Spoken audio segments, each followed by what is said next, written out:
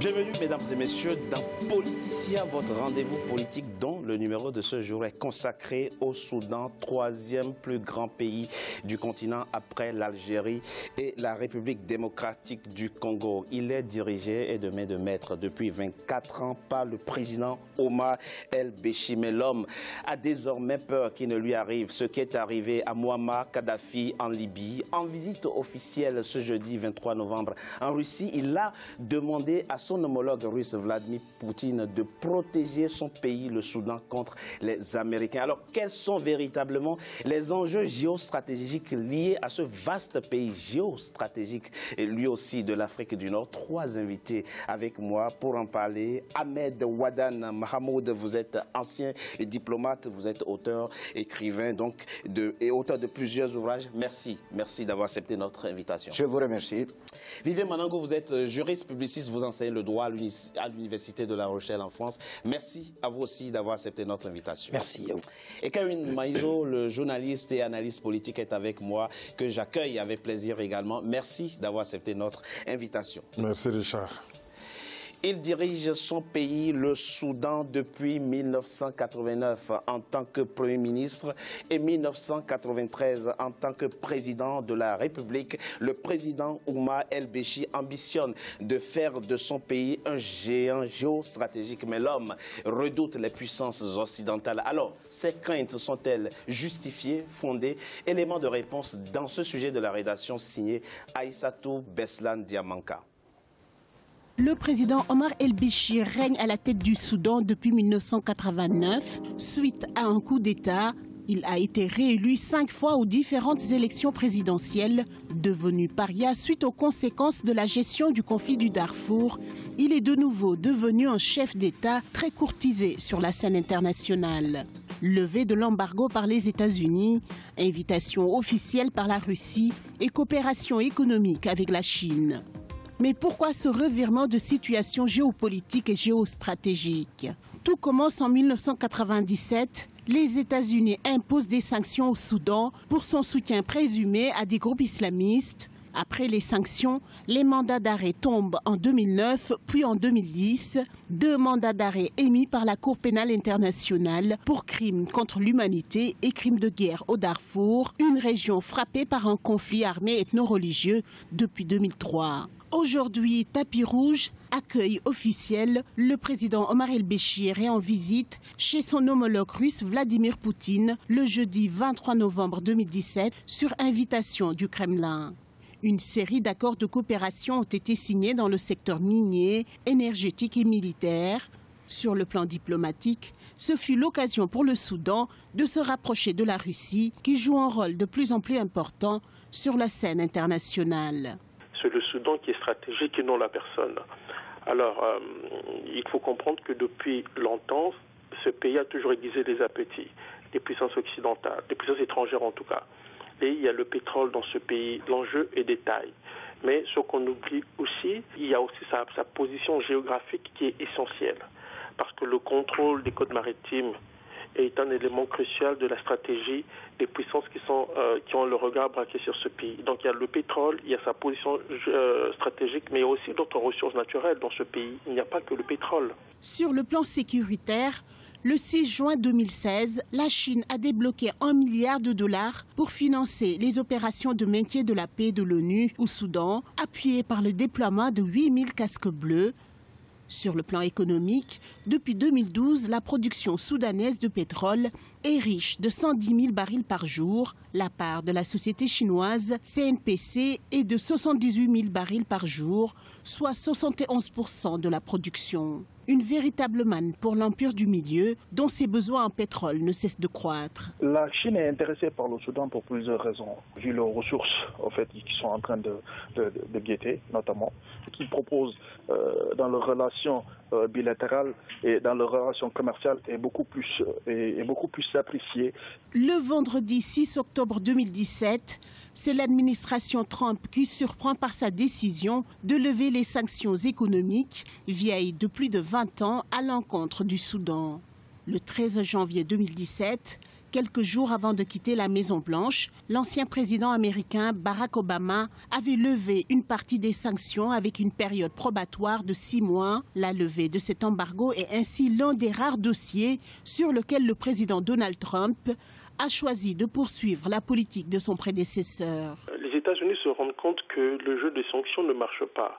On peut aussi parler de l'utilisation de la CPI, parce que la CPI a été utilisée au Soudan comme instrument de chantage pour faire plier carton, mais cela n'a pas marché. Alors, les États-Unis se rendent compte que d'autres puissances comme la Chine sont impliquées, ne vont pas lâcher prise. Il y a la Russie aussi qui semble revenir dans le pays. Alors, au lieu de s'isoler et dans un contexte de multipolarité des puissances, c'est-à-dire que le monde n'est plus unipolaire comme à l'époque des années 90 après la fin de la guerre froide. Aujourd'hui, le monde est multipolaire. En somme, ces évolutions positives des relations géopolitiques sont basées pour la plupart sur des intérêts économiques et stratégiques. À noter que malgré la levée des sanctions, le Soudan demeure toutefois sur la liste américaine des pays sponsors du terrorisme. Alors, Wadan Mahamoud, vous êtes ancien diplomate. Avec le Soudan, nous sommes au cœur des grands enjeux géostratégiques du continent. Le président soudanais Omar el-Béchi pense qu'après la Libye, son pays est le prochain sur la liste à être disloqué par les Américains et les Européens. Ces craintes sont-elles fondées? Nous sommes en présence d'un conflit qui a une dimension à la fois géopolitique et géostratégique entremêlés. Et si vous me permettez, je vais essayer de paraphraser Léopold Sédar Senghor, s'il vous plaît, qui disait un jour « L'émotion est nègre et la raison est hellène ». C'est malheureusement ce que nous constatons maintenant. Parce que nous avons un conflit qui dure depuis plusieurs années, au Soudan, oui, qui a connu plusieurs étapes. Si on regarde ce qui s'est passé de 87 à 89, il y a eu un premier conflit qui a opposé les Arabes au Soudan et une ethnie qui s'appelle les Fours. Deuxième étape, on a vu en 96, 98, un conflit ethnique encore. Et la troisième étape, c'est de 2003 jusqu'à nos jours, qui a abouti à la partition du Tchad, du Soudan. Donc, je résume en disant tout cela, c'est un conflit à la fois ratio-culturel et socio-économique. D'accord. Avec comme enjeu principal la manne pétrolière dont dispose le Soudan. Donc, qu'est-ce que les Américains ont à voir avec ça? Les Américains interviennent parce que je pense qu'il va y avoir un nouveau Yalta. On va essayer de partager l'Afrique parce que l'Afrique est devenue l'enjeu du développement mondial. On voit d'un côté l'Union européenne, on voit les Américains, et entre ces deux grands, il y a une puissance qui s'impose aujourd'hui dans le monde, à savoir la Chine. Donc, tout va se jouer en Afrique. Et on va essayer de pousser un conflit interethnique afin de pouvoir piller encore dans notre... Alors, ce que vous êtes en train de nous dire laisse imaginer une dépouille que des vautours viennent dévorer. Le président Omar el-Béchi dit ils veulent diviser mon pays par 4. Est-ce qu'il a des informations fiables? Les Américains peuvent-ils aujourd'hui effectivement disloquer le Soudan? Ils peuvent disloquer. Ils ont les moyens diplomatiques et politiques pour. Je reviens sur cette pensée de Senghor qui doit interpeller notre nouvelle génération qui souhaite devenir des acteurs de l'Afrique de demain. Parce que, qu'est-ce qu'on a constaté au lendemain de la Seconde Guerre mondiale? S'il vous plaît. On a vu Staline, qui était fort, on a vu Roosevelt et Churchill qui essayaient de s'emparer du monde, en particulier du monde occidental. Aujourd'hui, les données ont changé. On voit qu'il y a une puissance qui a supplanté les autres traditionnels, à savoir la Chine, Et s'il n'y avait pas la Chine qui a son importance au Soudan, oui, il n'y aurait pas cette guerre aujourd'hui que se livrent à la fois l'Union européenne et les États-Unis. La question, Vivien Manangou, aujourd'hui, c'est de savoir quand le président soudanais Omar el-Béchir demande à la Russie, donc à son président Vladimir Poutine, de le protéger, de protéger son pays contre les Américains, finalement, il va s'agir d'une guerre entre puissances. Je ne suis pas tout à fait d'accord avec l'analyse de mon frère, de mon ancien ambassadeur en face. Je pense qu'il faut faire très attention. Le Soudan est un pays stratégique, très bien. Il y a des enjeux économiques, c'est vrai aussi. Mais il faut quand même, sur cette affaire, se rappeler qu'il se joue aussi l'avenir personnel de M. Béchir. Attention, il ne faut pas l'oublier. Lorsque M. Béchir... Parce que si on regarde bien la position des États-Unis, depuis le départ d'Obama jusqu'à l'arrivée de Trump, on est dans une forme d'ouverture. Il y a une volonté des Américains. Oui, ouverture, on verra. C'est parce que les multinationales américaines sont victimes de l'embargo américain, tout simplement. Mais on verra ça tout à l'heure. Oui. Aujourd'hui, la politique internationale des grands États se fait souvent par l'intermédiaire des multinationales. C'est cela. Donc, lorsque les multinationales souvent imposent une ligne de conduite aux États. Bon. Alors, vous êtes en train de nous dire, précisez très rapidement, vous nous expliquez que quand Omar el-Béchir demande à Vladimir Poutine de protéger son pays, c'est plutôt de sa propre personne qu'il est en train de parler. Je pense qu'il parle plus de sa propre personne, des dangers qu'il a. Parce que M. Béchir, aujourd'hui, du fait de du double mandat d'arrêt international qui pèse sur lui, ça réduit considérablement ses marges de manœuvre sur la scène internationale. Donc, à y voir de plus près, parce que lorsqu'on dit 110 000 barils de pétrole extraits par jour, ce n'est pas grand-chose. Ce n'est pas grand-chose. Ce n'est pas grand-chose, 110 000 barils de pétrole. Donc, il faut relativiser tout ça. Alors, la position stratégique de la... C'est après la partition du pays. Oui, ben justement. Oui. Il faut relativiser 110 000 barils, c'est même pas ce que produit le Congo par jour. Oui. Donc, c'est pas grand-chose. Par ailleurs... Mais c'est stratégique. C'est stratégique. Oui. Par ailleurs, ce qui est le plus important, c'est cela. C'est le positionnement du Soudan, qui est à la frontière entre le Maghreb et l'Afrique. Oui. Ce positionnement-là, en effet, peut faire venir des vautours. Karim Maïso, c'est exagéré donc de la part du président soudanais de demander donc que la Russie protège son pays, ou alors effectivement on est en face d'une guerre entre puissances désormais. L'ambassadeur l'a dit, finalement les puissances veulent dévorer le continent. Je ne dirais pas que c'est exagéré, mais c'est plutôt stratégique. Parce qu'il faut se rendre compte d'une chose sur le plan géopolitique. La Chine vient de s'installer à Djibouti, où il y avait les Américains et les Français. Ce n'est pas pour rien. Ils ont maintenant une base militaire à Djibouti. Or, la Chine n'avait pas pour habitude de venir s'implanter en Afrique sur le plan militaire, par exemple. Ensuite, il y a eu un changement au niveau de la gestion des eaux du fleuve Nil. L'Éthiopie est en train de construire un énorme barrage. Le Soudan a commencé à prendre certaines libertés par rapport à l'Égypte. Le Soudan qui se trouve sur la mer Rouge, c'est-à-dire le golfe d'Aden, Israël à côté.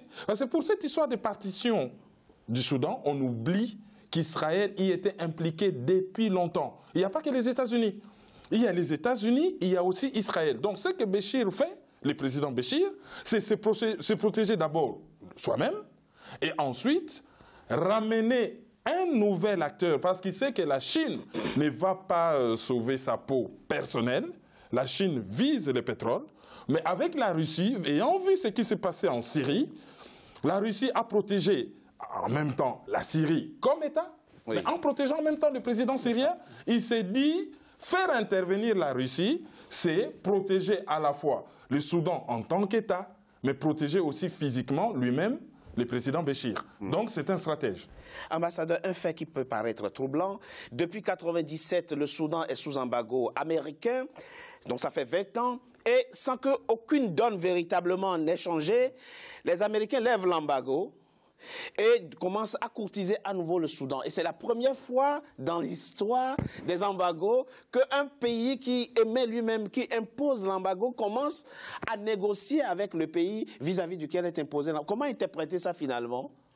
Justement, je tiens à préciser d'abord que je n'étais pas ambassadeur, j'étais premier conseiller de l'ambassade de à Paris. Bien sûr. C'est la raison pour laquelle, en répondant à votre question, il ne faut pas personnaliser ce débat. Parce que l'enjeu, ce n'est pas la personnalité du président Béchir. Je pense que l'enjeu, mon frère l'a bien cerné, comme je l'ai dit en introduction. Parce que si nous ne faisons pas attention à un certain format que veut nous imposer, nous les Africains, une façon de raisonner, je dirais un formatage. Je prends un exemple. S'il vous plaît. Kadhafi a dirigé la Libye. Oui. À un moment donné, il a été invité aux festivités du 14 juillet en France. Peu de temps après, on dit c'est un dictateur. Et on l'a assassiné.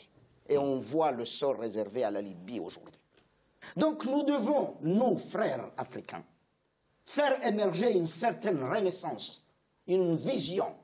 Ne pas suivre cette vision un peu occidentale d'analyse. L'enjeu, nous avons un pays qui compte, qui a une matière première. Peu importe le président qui est là. L'enjeu, on veut se répartir cette manne pétrolière. Et la meilleure façon... C'est comme ça qu'il faut voir ça, selon vous. Il faut le voir d'un point de vue africain. Laisser de côté cette analyse de ces pays, cette analyse de... Les analyses de Sciences Po et de Oxford, il faut laisser de côté et voir la chose voir les choses d'un point de vue africain, voir qu'est-ce qu'on veut. On veut déstabiliser encore l'Afrique. Étant entendu que tous les experts internationaux disent que le développement passera aujourd'hui par l'Afrique, parce que c'est l'Afrique qui dispose des matières premières, et si nous continuons à raisonner suivant des résolutions, suivant des condamnations, je ne dis pas que nous ne devrions pas tenir compte, mais l'enjeu c'est qu'on veut déstabiliser un pays, d'un côté nous diviser, et de l'autre... Vous êtes en train de nous expliquer que les Américains, les diplomates américains, en tout cas les politiques américains, s'asseyent dans leur bureau et réfléchissent et se demandent, nous avons disloqué la Libye, quel doit être le prochain pays que nous allons disloquer? Bon, on jette le cap sur le Soudan. Sur le Soudan. Ça, c'est clair et net. Parce que je ne comprends pas comment on invite Kadhafi en France. Oui. Et peu de temps après, on dit c'est un dictateur et on l'élimine. Donc ça c'est le sort qu'on est en train de jouer. Monsieur Wadan Mahamoud pose un problème qu'on ne peut pas négliger. C'est la question même de la compréhension de notre capacité à comprendre les enjeux politiques et géostratégiques qui sont devant nous. Effectivement, il demande de sortir du formatage américano-européen et voir les problèmes du point de vue africain. Ça ne manque pas de pertinence, ça. Enfin, c'est contestable. Ce que je souhaite, moi, souligner, tout simplement, c'est que voir les choses d'un point de vue africain ne veut pas dire que c'est la meilleure chose qui soit. Attention. C'est pas parce qu'on va dire... Mais avec nos intérêts au centre. Mais bien entendu, mais quel intérêt lorsque M. Béchir a assassiné son peuple pendant des années? Bon, ça, on va voir ça. Bon, voilà. C'est une autre question. Donc, il faut relativiser tout ça. Oui, mais, attendez. Je ne vois pas l'intérêt pour les Américains aujourd'hui de se décider, écoutez, bon, comme vous dites, avec une carte, en se disant, bon, quel est le prochain pays qu'on va déstabiliser? Il n'y a aucun intérêt de ce point de vue-là. Il y a des intérêts économiques, mais qui ne passent pas forcément... Vous aviez soupçonné, vous, qu'ils auraient disloqueraient la Libye? Non, je pense que c'est totalement différent. Ah, c'est totalement différent. Oui, c'est totalement différent. Je pense que la question soudanaise, aujourd'hui, le Soudan a été disloqué déjà. Il ne faut pas l'oublier. Bon. Le Soudan on verra tout à l'heure dans la deuxième partie, oui. Déjà. Le premier responsable de la dislocation du Soudan en deux, c'est Béchir. C'est Béchir qui, pendant des années, a maltraité les Noirs du Soudan. Et on le sait, il y a des preuves et des éléments. Donc il ne faut pas ignorer il ne faut pas, bien entendu, n'ignorons pas nos propres réalités, parce qu'il faut avoir une analyse africano-africaine. Cependant, oui, en effet, il y a Monsieur Manangou, oui. Quand vous dites vous ne respectez pas les droits de l'homme et par conséquent on vous impose un embargo, oui. Que la situation n'est pas évoluée particulièrement, que vous levez votre propre embargo, oui. Ça ne vous trouble pas? Ah si, évidemment. Bien entendu, il y a Anguille sur roche. Nous sommes d'accord. Nous sommes d'accord.